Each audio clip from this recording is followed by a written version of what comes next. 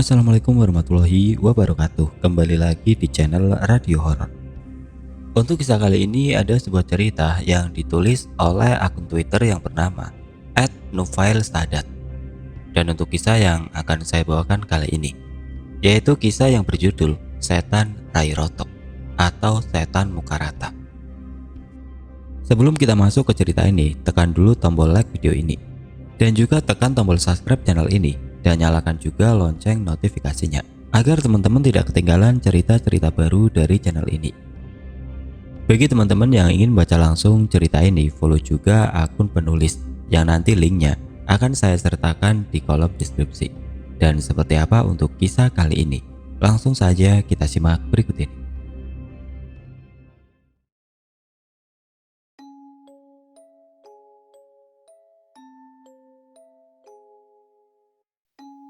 Kamis siang pukul 13.00 waktu Indonesia Barat, rumah Kang Manto. Kang Manto, Kang, teriak Lek Bejo. Ada apa, Jo? Saut Kang Manto sembari beranjak meraih gagang pintu rumahnya. Anu Kang, kata Pak Haji, sampean nanti malam disuruh berangkat ngangkut kayu di Purbalingga. Timbal Lek Bejo lagi. Ya wes, nanti tak ke garasi jam 8 malam ya. Kamu siapin surat-surat sama ongkosnya. Minta sama Pak Haji sekalian, balas Kang Manto. Iya Kang, jawab Lek Bejo sembari pamit pergi. Kang Manto dan Lek Bejo adalah seorang sopir dan kernet truk dari komunitas jasa angkutan barang berat di desa Subah, Batang. Suatu ketika atas instruksi dari Pak Haji Basri, salah satu pemilik usaha penggergajian kayu jati di wilayah sini, mereka diminta untuk mengangkut sejumlah batang kayu gelondongan atau log di wilayah Purbalingga. Setelah percakapan kecil tadi, sambil menunggu waktu malam tiba, waktu yang disepakati untuk mereka berangkat, Kang Manto memilih untuk bermain-main burung merpati dulu, bersama beberapa tetangga di belakang rumah. Sampai ntar malam berangkat, Kang? Tanya seorang tetangga. Iya, sama si Bejo, bawa kayunya Haji Basri, jawab Kang Manto. Malam Jumat Kliwon begini, kok malah berangkat, Kang? Pamali lo, balas tetangganya lagi. Hah, pamali kenapa?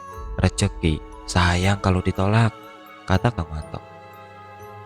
Lah yang sudah-sudah, pasti ada-ada saja kejadian, Kang, balas tetangga itu dengan sedikit rasa kecemasan. Kalau maksudmu penampakan demit, aku nggak takut. Tapi kalau yang nemuni manusia, itu malah menakutkan, jawab Kang Manto lagi sambil sedikit tertawa meledek. Lah ya terserah sampean, Kang, timbal tetangga itu lagi. Kamis pukul 19.30 waktu Indonesia Barat, garasi penggergajian Haji Basri.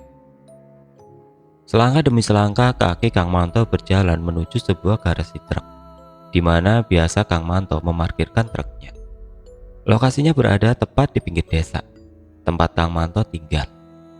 Malam itu nuansa gelapnya malam cukup pekat, diiringi gerimis kecil yang masih belum reda sejak menjelang maghrib tadi.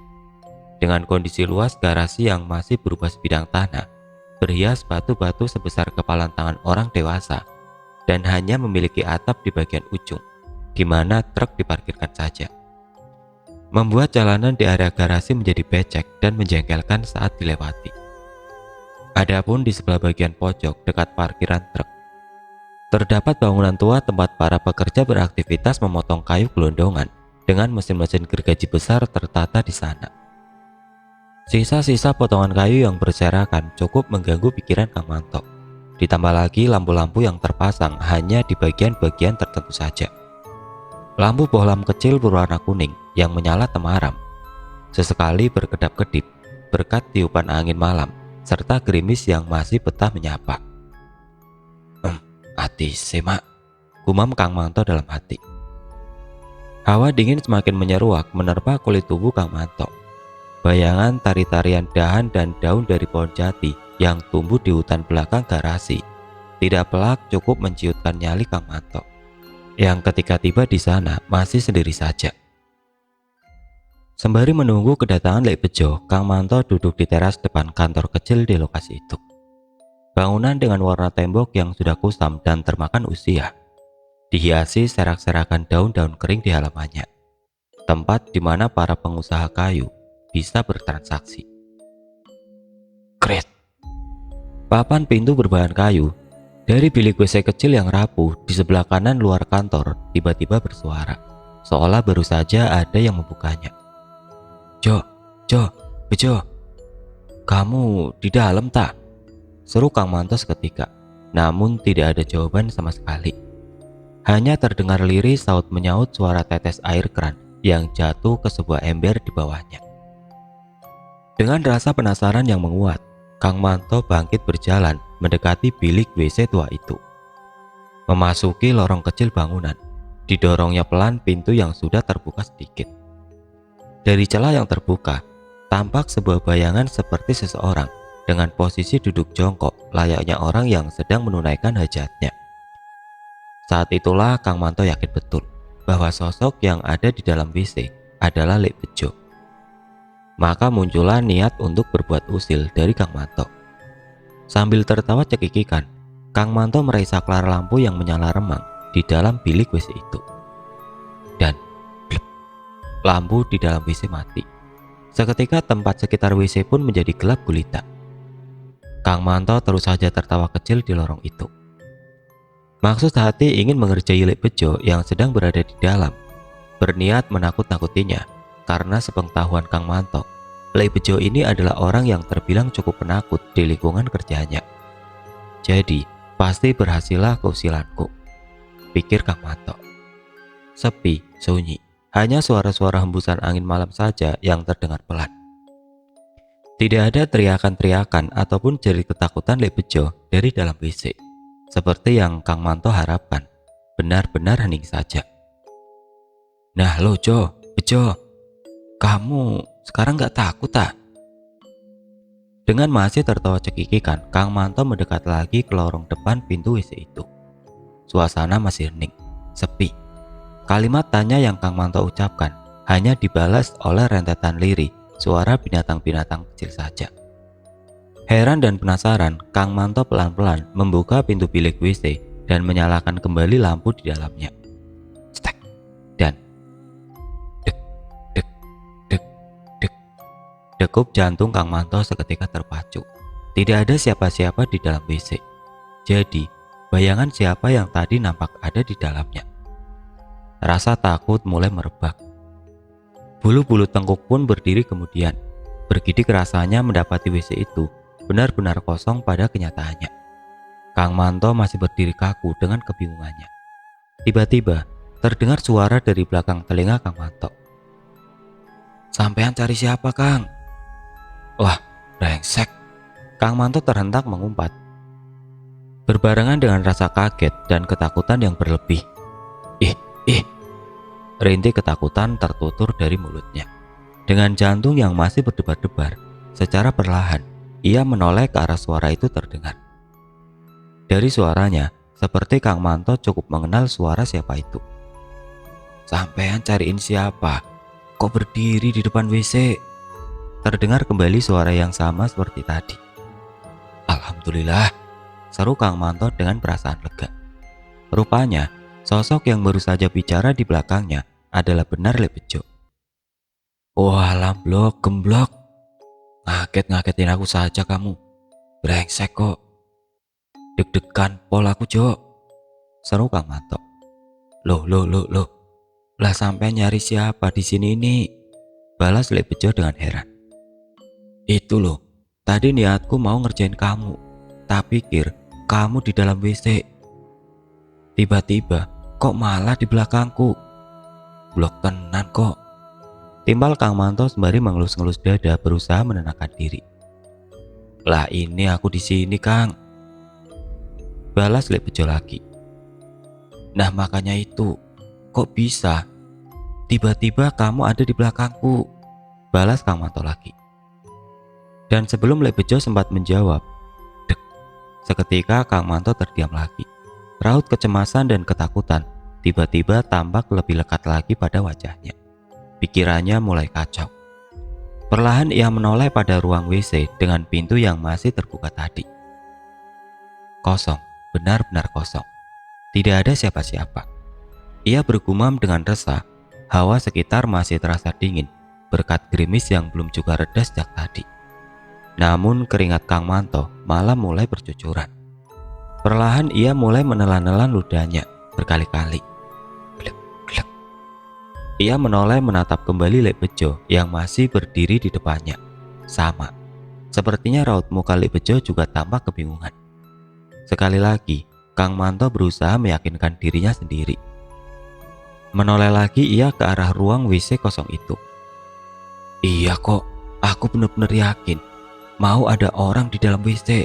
Sekarang kok hilang? Gumam Kang Manto dalam hati. Sampean kenapa, Kang? Tanya Lek Bejo dengan lirik. Anu Jo, anu, ujar Kang Manto dengan terbata-bata. Anu apa, Kang? Kok nggak jelas banget sih? Tanya Lek Bejo dengan gregetan. Anu Jo, tadi itu tak pikir kamu di dalam WC. Terus nih aku mau tak kerjain, tak matiin lampunya, biar kamu ketakutan. Setelah lampu tak nyalakan lagi, tiba-tiba di dalam WC malah kosong. Gak ada siapa-siapa belas. Terus kamu kok malah nongol di belakangku itu? Terang Kang Manto dengan perasaan yang masih diliputi ketakutan. Lah, terus bagaimana, Kang? Balas Lek Bejo. Lah kok malah bagaimana toh? Ya pasti nih, aku bingung. Timbal Kang Manto lagi. Kalau kamu di belakangku, berarti yang ada di dalam WC itu tadi siapa? Seru Kang Manto dengan gregetan.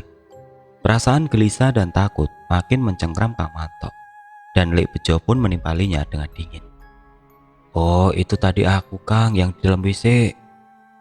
Ah, maksudmu piye toh Jo? Gak usah bercanda kamu, geram Kang Manto pun dengan keheranan. Lah iya, itu mau yang di dalam WC itu aku. Seketika suara Lek Bejo berubah menjadi berat dan menyeramkan. Seringai dari balik bibir Lek Bejo juga mulai terlihat. Semakin pucat sudah raut muka Kang Manto karena ketakutan. Kebingungannya mulai terjawab. Wajah Lek Bejo tiba-tiba berangsur mengerikan. Suara-suara tawa cekikikan terdengar keras tidak beraturan. Iya, itu berasal dari mulut sosok Lek Bejo yang perlahan-lahan mulai terlepas. Bukan hanya mulut, melainkan mata juga hidungnya melotot seperti hendak terlepas dari tempatnya. Seketika, klap, klap, piat, dah. Suara guntur menggelegar, disertai kilatan cahaya yang benar-benar terang. Lantas sekilas menerangi mereka berdua. Seterang itu, hingga Kang Manto dapat dengan jelas melihat siapa sebenarnya sosok yang ada di hadapannya ini. Sosok yang tadi menyerupai Lek Bejo itu kini tidak mempunyai rupa sama sekali di wajahnya.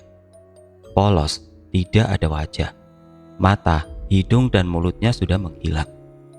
Namun suara-suara tawa keras mengerikan terdengar jelas dari sosoknya. Piye Kang rupaku? Setan! Jerit Kang Manto seketika dengan ribuan ketakutan yang menyerang.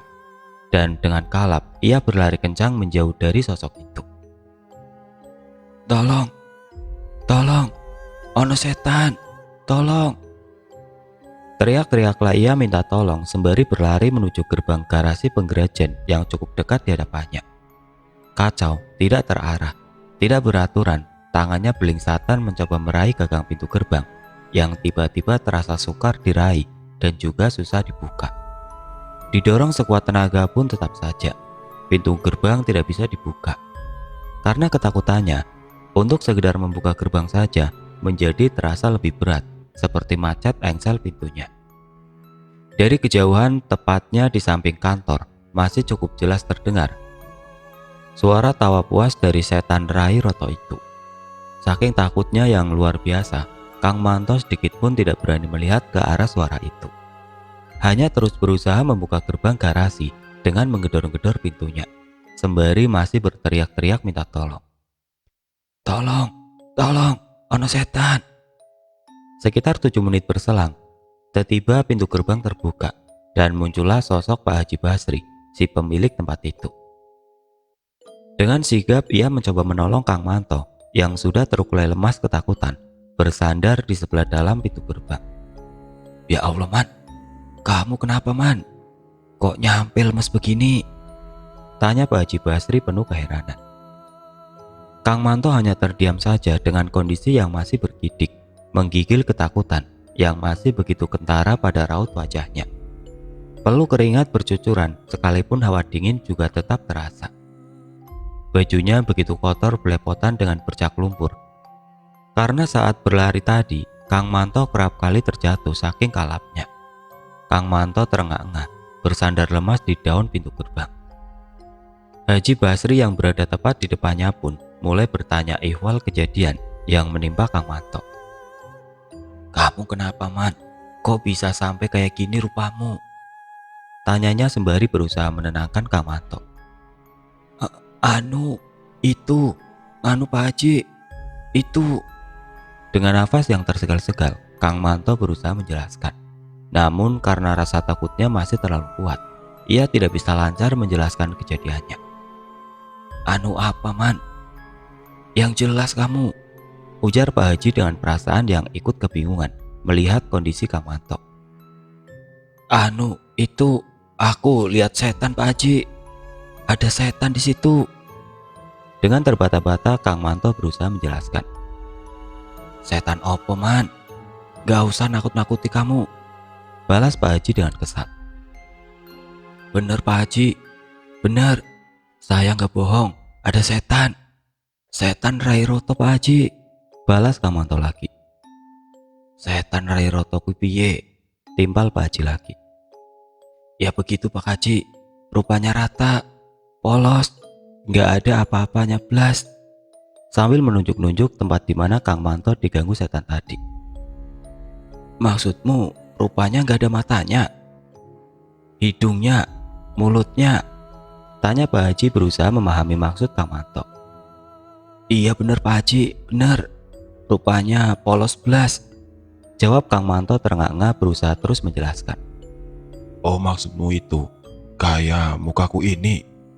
timpal Pak Haji yang tiba-tiba suaranya berubah lebih berat sembari tertawa di akhir kalimat. Seketika Kang Manto terhenyak, menoleh pelan ke arah wajah Pak Haji dan setan!" Kang Manto bangkit dengan segenap tenaga yang masih tersisa, berlari kembali masuk jauh ke dalam garasi.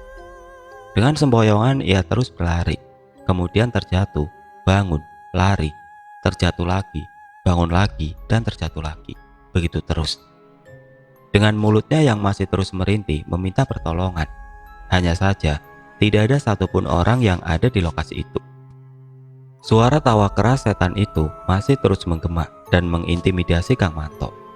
Dengan kekalutan dan ketakutan yang luar biasa, Kang Manto terus berusaha berlari menjauh dari sosok yang menyerupai Pak Haji tadi. Segala macam benda yang ada di depannya sudah tidak ada yang bisa menghalangi pelarian Kang Manto. Cak, brak. Kang Manto menerjang sesuatu, terjatuh, bangkit, lari, tabrak lagi. Sampai luka-luka gores pun akhirnya banyak menghiasi tubuh Kang Manto. Jarak antara pintu gerbang dengan bangunan penggergajian kayu yang ada di pojok lokasi sebenarnya tidak terlalu jauh. Hanya saja karena perasaan yang sedang diliputi kekalutan dan ketakutan sudah pasti membuat waktu seolah berjalan begitu sangat lambat terasa. "Tolong, tolong!" pinta Kang Manto dengan teriakan yang sudah mulai parau saking seringnya ia berteriak dan menjerit-jerit tidak karuan. Dengan sisa-sisa tenaga terakhir, Kang Manto berhasil mencapai bangunan penggergajian tersebut. Ia masuk ke bawah kolong meja besar, tempat di mana kayu-kayu yang sudah dipotong kecil-kecil dikumpulkan dan ditata rapi. Kemudian ia meraih selembar karung yang tergeletak di atas tumpukan kayu. Dan ditutupilah seluruh wajahnya dan duduk meringkuk di sana. Air mata dan peluk keringat bercucuran menyatu membasahi setiap inci tubuh Kang Manto. Sebisa-bisanya doa-doa mulai terlantun dari mulutnya, sembari berharap semoga segera ada pertolongan yang menghampirinya. Dan hening kembali. Suasana yang tadi mencekam berangsur mereda. Suara-suara tawa yang mengintimidasi itu pun sudah hilang. Hanya tersisa suara hembusan angin dan binatang-binatang malam kecil yang bersautan saja. Namun begitu, Kang Manto masih tidak berani beranjak pergi dari tempat itu. Tetap diam di lokasi di mana ia tadi bersembunyi. Tiba-tiba, terdengar suara langkah yang seperti mendekat. Perlahan suaranya semakin mendekat. Cer, cer, cer. Suara langkah kaki yang semakin jelas mendekat, seperti suara antara telapak kaki dan lumpur yang bertumbuk beradu. Cer. Degup jantung Kang Manto pun semakin berdetak kencang. Ya Allah, siapa lagi ini yang datang? Rintih lirik Kang Manto dalam hati. Keringat dingin semakin deras mengalir, seperti tidak henti-hentinya mengucur dari sela pori-pori tubuh Kang Manto. Hanya saja ketika suara langkah itu terdengar semakin jelas, Kang Manto tahu betul bahwa langkah kaki itu berbelok dari arah di mana Kang Manto duduk meringkuk bersembunyi.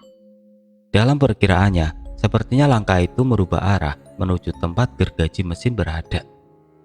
Kang Manto tetap diam tanpa berani mengintip, apalagi menoleh melihat. Ia tetap menunduk dengan bertutupan selembar karung yang diambilnya tadi. Lantunan doa masih tetap ia lafalkan. Apapun doanya, Kang Manto hanya berusaha menenangkan diri saja. Tiba-tiba, cer.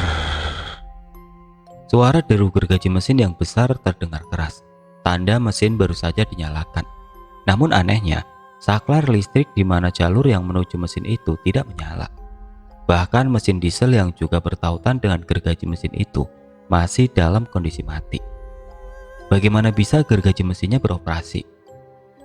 Di tengah suara kencang deru mesin itu, terdengar pula suara-suara seperti orang yang sedang memotong-motong sesuatu dengan menggunakan gergaji itu. Crak, kres. Berulang kali suara itu terdengar, tapi tidak ada sama sekali tanda-tanda kehadiran orang lain di tempat itu. Hanya suara-suara mengerikan tadi saja. Suara gergaji mesin semakin kencang dan terus mengencang. Di samping rasa takut yang masih begitu kuat, Kang Manto pun juga diliputi rasa penasaran akan keadaan itu. Perlahan-lahan ia beranikan diri untuk mencari tahu siapa yang sedang bermain-main dengan gergaji mesin itu. Pelan ia membuka karung yang menutupi wajahnya. Sedikit demi sedikit ia tarik ke bawah. Deru suara mesin masih menggema mengiringi ketakutannya. Serak. Selembar karung itu sudah terlepas dari wajahnya. Kang Manto beranjak berdiri dari sisi tempat ia semula. Dan seketika Kang Manto terpaku, terperajat dengan apa yang ia lihat. Terdiam kaku dengan mata terbelalak dan mulut menganga lebar. Madek. Waktu seperti berhenti berputar. Gambaran yang ia lihat begitu tampak nyata. Sebegitu mengerikannya sehingga Kang Manto tidak bisa bergerak sama sekali. Apa yang dilihatnya? Sesosok makhluk dengan pakaian kotor, lusuh, rambut terurai acak-acakan, dan selalu menampilkan gerakan-gerakan aneh tidak beraturan. Sehingga tergambar jelas bahwa sosok itu bukanlah manusia. Sosok itu sedang mengiris-iris tubuhnya sendiri dengan menggunakan gergaji mesin itu. Mula-mula jari-jari tangannya ia potong, kemudian pergelangan tangannya dan keseluruhan tangannya yang sebelah kiri.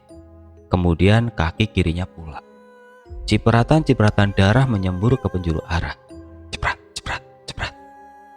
Darahnya kental antara merah bercampur hitam. Begitu terlihat menjijikan karena bercampur pula lumpur bersamanya. Semakin menambah rasa mengerikannya gambaran yang terekam jelas di mata Kang Manto.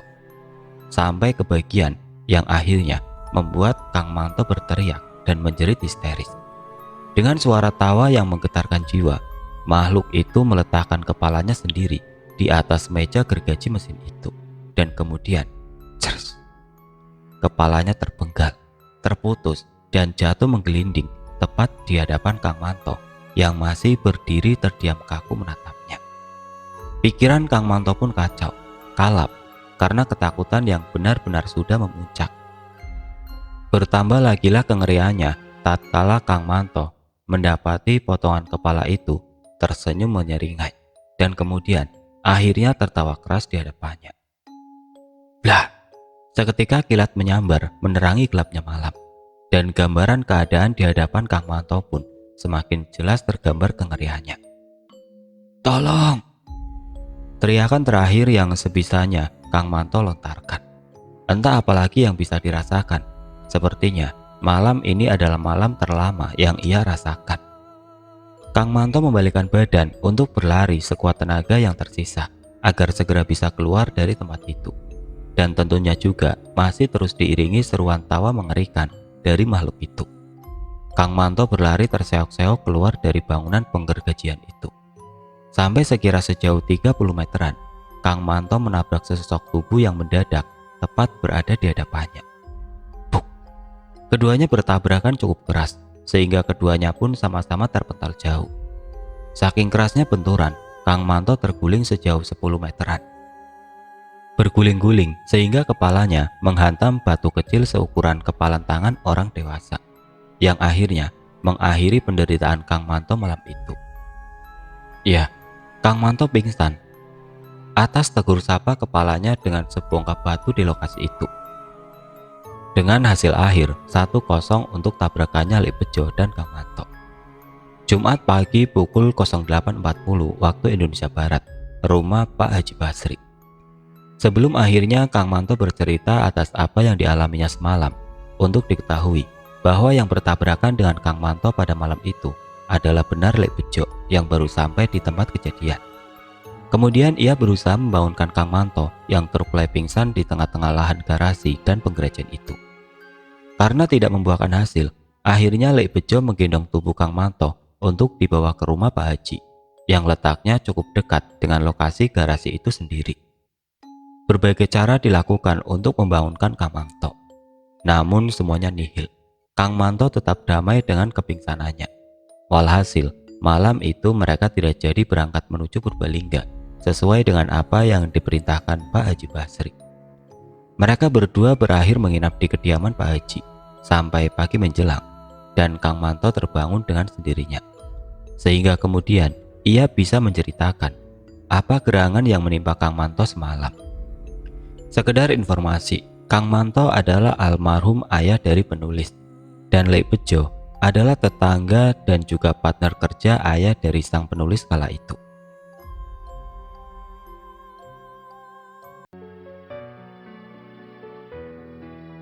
Dan sekian untuk cerita kali ini. Terima kasih banyak buat yang sudah mendengarkan kisah ini. Dan semoga cerita ini dapat menghibur teman-teman sekalian. Dan bagi teman-teman yang baru bergabung, jangan lupa untuk like, komen, share, serta subscribe channel ini. Dan nantikan kisah-kisah horor berikutnya tetap di channel Radio Horor. Wassalamualaikum warahmatullahi wabarakatuh.